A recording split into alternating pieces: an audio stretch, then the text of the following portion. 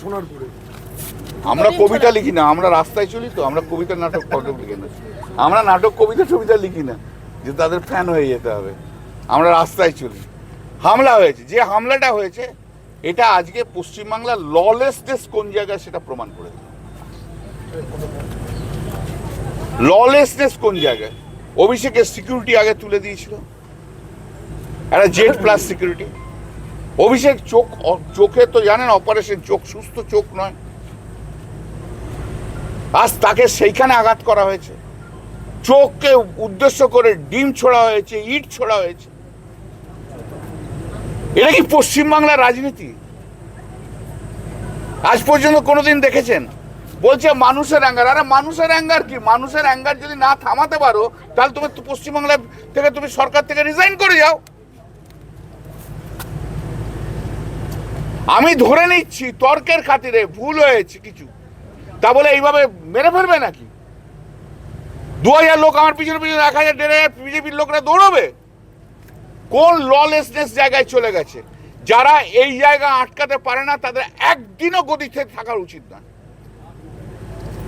একদিনও গদিতে থাকা উচিত না। They should leave. অপদার্থ মুখ্যমন্ত্রী একটা, ভিন্ডিকটিভ মুখ্যমন্ত্রী একটা,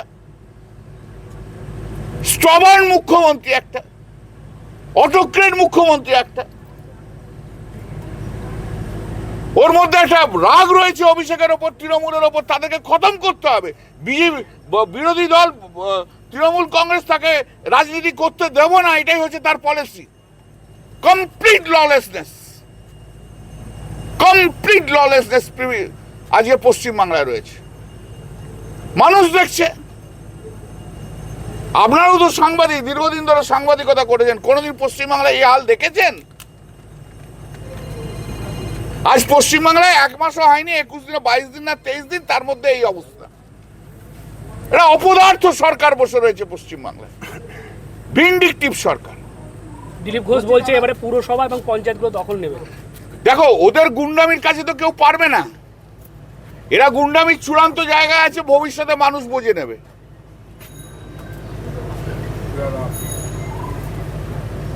এই গুন্ডামির কাছে তো পারবে না। মানুষের আন্দোলন চলবে, আমাদের আন্দোলন চলবে। লুটে পুটে কয়েকদিন নিতে পারো, রাখতে পারবে না ভাই। রাখতে পারলে তো 2029-এর আগেই দেখো পশ্চিমবাংলায় কি হচ্ছে।